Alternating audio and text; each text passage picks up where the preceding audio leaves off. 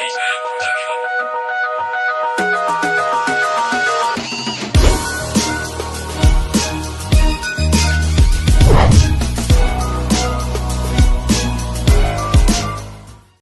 हमारे नौजवान साथी विनोद जी, आदरणीय बुजुर्गों, माताओं, बहनों, नौजवान दोस्तों, प्यारे बच्चों, आज इस कार्यक्रम में आकर सच में मैं अपने आप को बहुत गर्वान्वित महसूस कर रहा हूँ।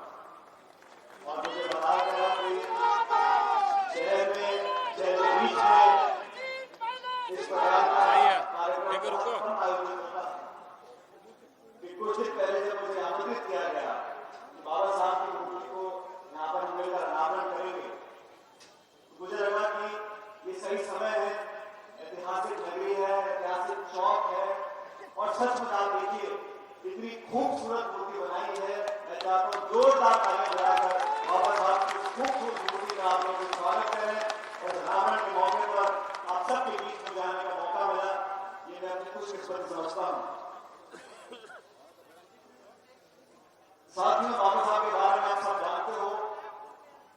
मंच से नेताओं ने भी उनके जीवन के बारे में आपको बताया। और मैं देख रहा हूं आज की सभा में यहाँ तीन तरफ लोग बैठे हैं और ऐसा आयोजन किया गया है कि इस मूर्ति को तीनों चारों तरफ से लोग देख सके, हमारी बात को सुन सके। लेकिन आज हम सबको संकल्प भी लेना चाहिए। 2023 शुरू हो गया, 75 साल देश को आजाद हुए हो गए। देश में आज बहुत हमने तरक्की की है। हमारा देश एकजुट कैसे है? हमारा साथी जो केरला में रहता है, अगर पंजाब आ जाए, यहाँ की ना तो बोली समझ में आएगी, ना खाना पसंद आएगा, ना कपड़े वो पहन सकता है, ना रीति रिवाज एक है। लेकिन फिर भी हमारी आत्मा, हमारे दिल, हमारे दिमाग मिले हुए हैं, क्योंकि हम इस मिट्टी में पैदा हुए हैं और इस मिट्टी को एक रखते हुए, इस देश को एक रखते हुए आगे बढ़ रहे हैं।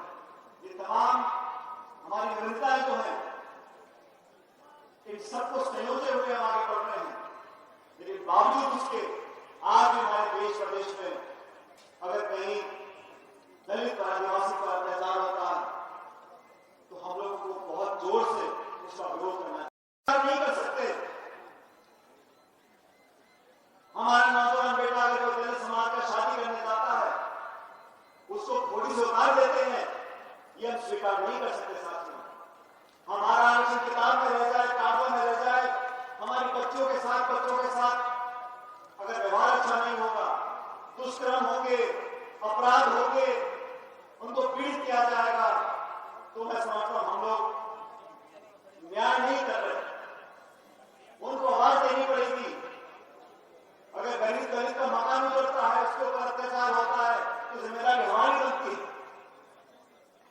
गरीब की आवाज बनकर उसको ताकत देना, उसके लिए संघर्ष करना, ये प्रत्येक व्यक्ति की जिम्मेदारी है, खासकर लोगों की जिम्मेदारी है। हम ये सब लोगों से राजनीति करते हैं। राजनीति होती है, चुनाव आते हैं, हार जीत होती है, सत्ता भी है, विपक्ष भी है। लेकिन देश और प्रदेश में जो सबसे अंतिम छोर में व्यक्ति खड़ा है, जिसके निवाले में रोटी डालने को पैसे नहीं है, जो अपने बच्चों के हाथ पीले करने के लिए दर भटकता है, उसकी मदद करने के लिए उनको आगे आना पड़ेगा। मुझे दुख के साथ कहना पड़ता है साथियों, देश में आज खाई बढ़ गई है। जो अमीर थे इतने अमीर हो गए, उनको अपने पैसे गिनने का समय नहीं। और जो गरीब थे वो इतने गरीब हो गए, उनको 2 दिन की रोटी नसीब नहीं। इस खाई को कम करना पड़ेगा। अमीर और गरीब की खाई को, गांव और शहर की खाई को, ये तब संभव होगा जब हम लोग अपने मन के अंदर उन विचारों को पालें जो बाबा साहब अम्बेडकर हमें लेकर गए थे।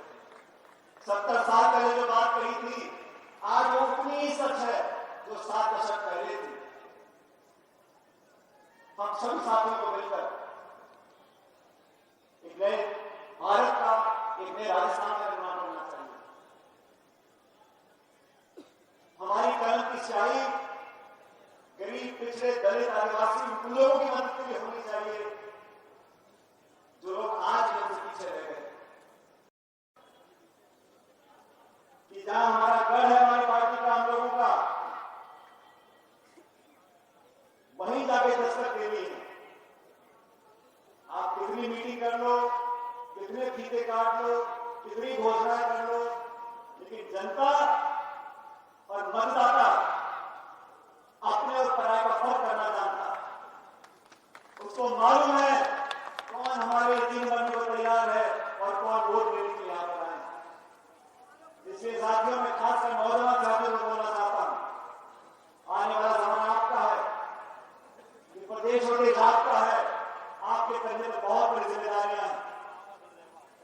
हम लोग अगर संगठित रहेंगे, मजबूती से काम करेंगे। पिछले दिनों में मैंने प्रदेश में कई जगह जाकर किसान सम्मेलन किए और हमने केंद्र सरकार को आह्वान किया कि आपने खरीद पर कानून अभी तक नहीं बनाया, 3 काले कानून वापस ले लिए, लेकिन एमएसपी पर कानून नहीं बनाया। हम केंद्र सरकार को मजबूर करेंगे कि एमएसपी पर कानून बनाए ताकि किसान की खरीद एक गारंटी बने और कानून में प्रावधान डाला जाए। आप सब लोगों से निवेदन करना चाहता हूं, गणतंत्र में जब मैं आया हूं, आप सब लोगों ने भरपूर आशीर्वाद दिया है और सचमुच आज मुझे खुशी इस बात की है कि इस ऐतिहासिक चौराहे पर, इस ऐतिहासिक मूर्ति के अनावरण में मैं और आप सब लोग इकट्ठे शामिल हो सके और अब हमारा संबंध हमेशा हमेशा के लिए बनेगा। आने वाली पीढ़ियां इस मूर्ति से प्रेरणा लेंगी। जिन चुनौतियों का सामना कर बाबा साहब ने पढ़ लिखकर इस देश के संविधान का निर्माण किया, वही बात स्वर्गीय पायलट साहब कहा करते थे, गरीब के बच्चे, किसान के बच्चे, दलित के बच्चे पढ़ लिखकर उन कुर्सियों पर बैठ जाए जहां से देश और प्रदेश की नीतियां बनती है, तब इस देश और प्रदेश का विकास होगा। इस बात को सच करने के लिए हम सबको बच्चों को पढ़ाना पड़ेगा।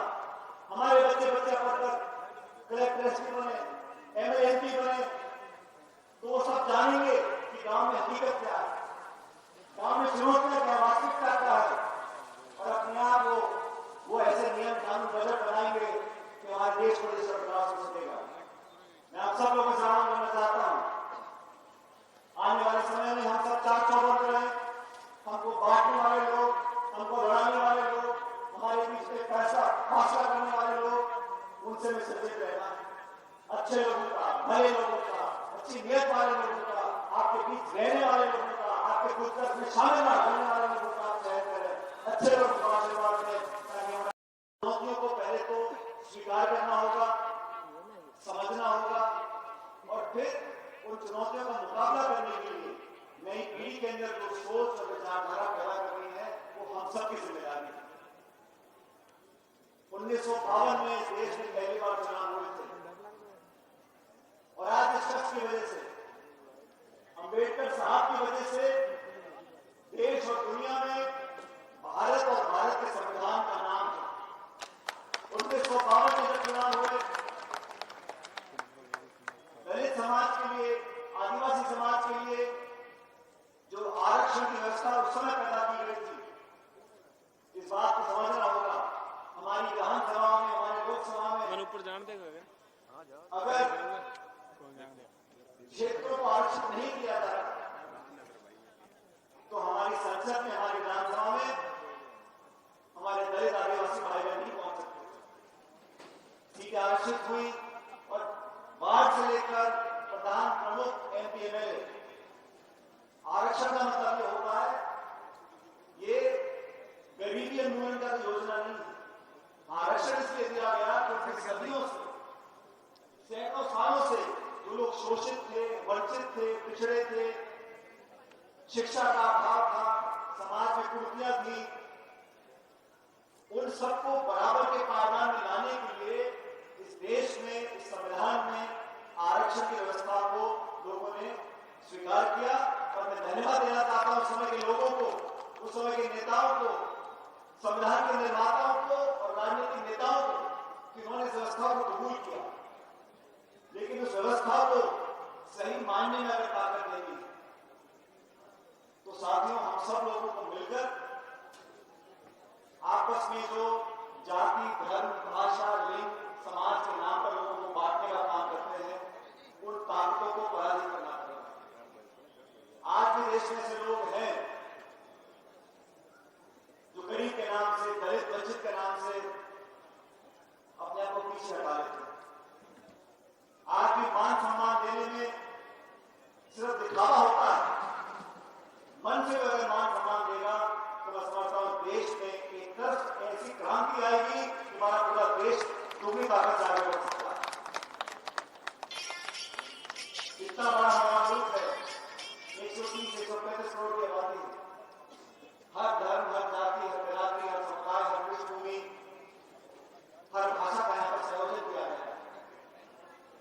लगता हुआ देश।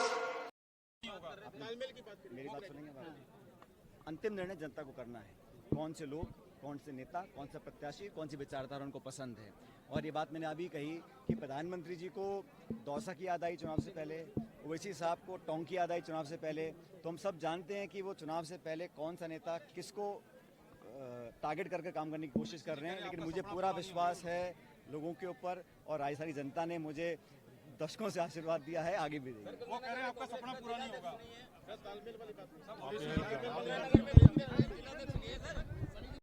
वो संगठन ऐसा है, चुनाव तो भी मैं कल मेघालय जा रहा हूँ, परसों में कर्नाटक में था, चुनाव वहाँ पर भी हैं, नागालैंड में भी हैं और कर्नाटक में मई में होंगे। उसके बाद राजस्थान, मध्य प्रदेश, छत्तीसगढ़, इन तीनों स्टेट्स के चुनाव हैं, बहुत इंपॉर्टेंट है कांग्रेस पार्टी के लिए। और मुझे लगता है कि जो अब तक हम लोगों ने काम किया है, आने वाले 9 महीने बचे हैं, इसमें हम लोगों को पूरी ताकत के साथ उतरना पड़ेगा। और अगर अच्छा तालमेल रहेगा तो ये परिपाटी हम तोड़ सकते हैं। मैंने जो राजस्थान के संदर्भ में अपने सुझाव आलाकमान को दे रखे हैं, उस पर कुछ कार्रवाई उन्होंने करी है और मैं समझता हूँ आगे करने की ज़रूरत है। और 23 में जो चुनाव होंगे उसमें हम लोग जीत सकते हैं, और आगे क्या करना है इसका निर्णय कांग्रेस पार्टी को करना है। और मुझे पूरा विश्वास है कि कांग्रेस पार्टी सही समय पर सही निर्णय लेगी।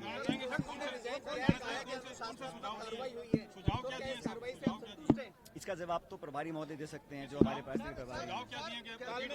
वो मेरी और आलाकमान की बात है।